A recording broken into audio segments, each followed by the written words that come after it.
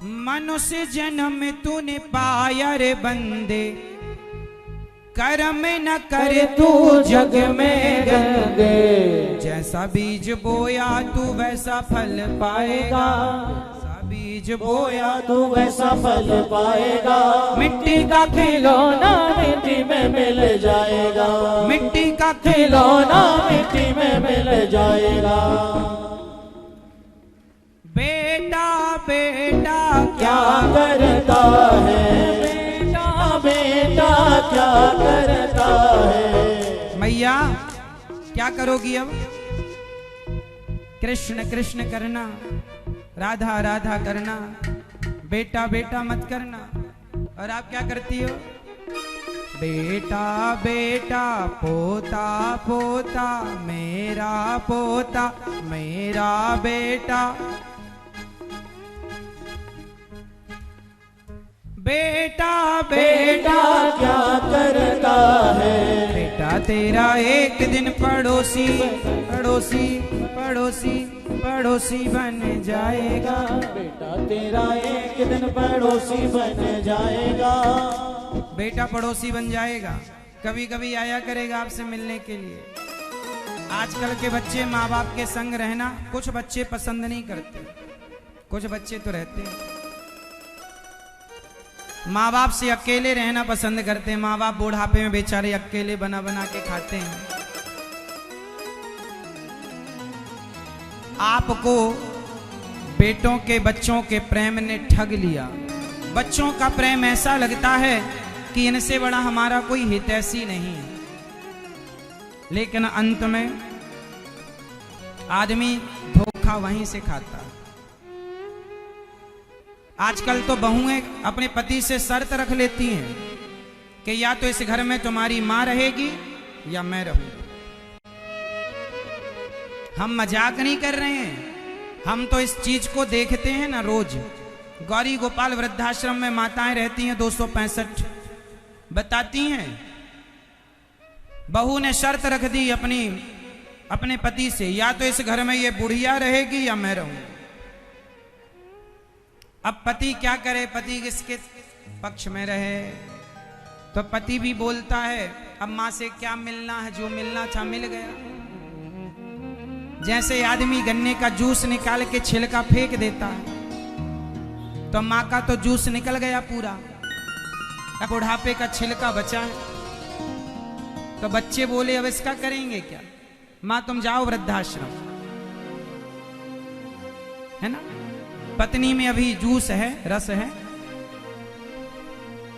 तो पत्नी की जवानी का रस लेगा वो, भोगों का सुख लेगा। मां के पास तो कुछ नहीं बचा, छोड़ देता है पत्नी के लिए अपनी मां को, भोगों के लिए अपनी मां को। कलयुग है साहब, कलयुग में कुछ भी पॉसिबल है। जितना आप सुनते हैं वो तो बहुत कम है। संसार में क्या क्या हो रहा है, बड़ा गजब। इसलिए अपने बच्चों को संस्कार दीजिए, वरना आपके घर से ही आपको निकाल दिया जाएगा।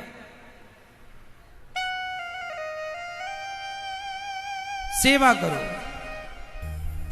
संस्कार दो बच्चों को।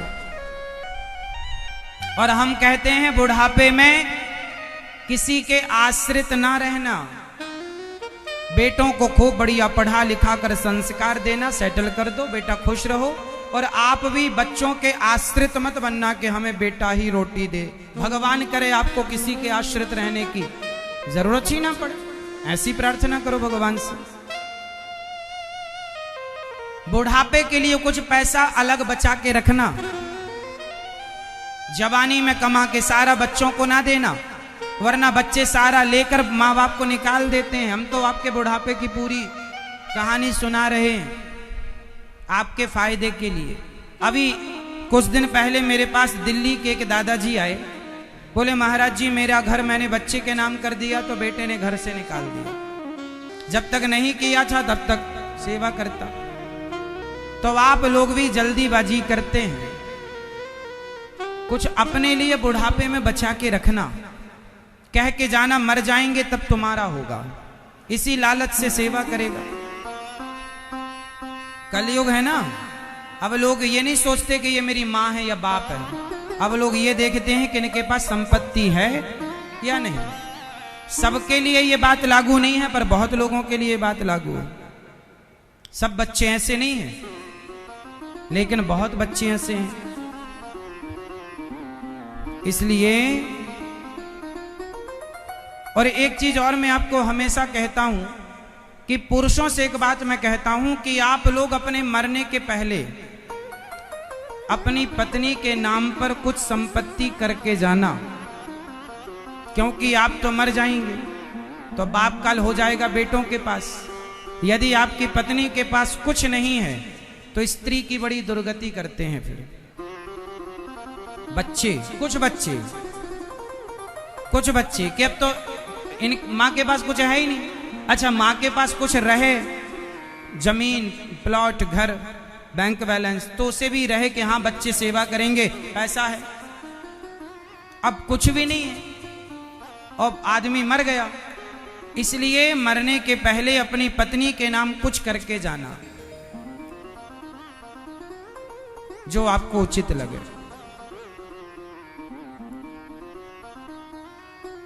बेटी और बेटे में मोह ना रखते हुए गोविंद में मोह रखो।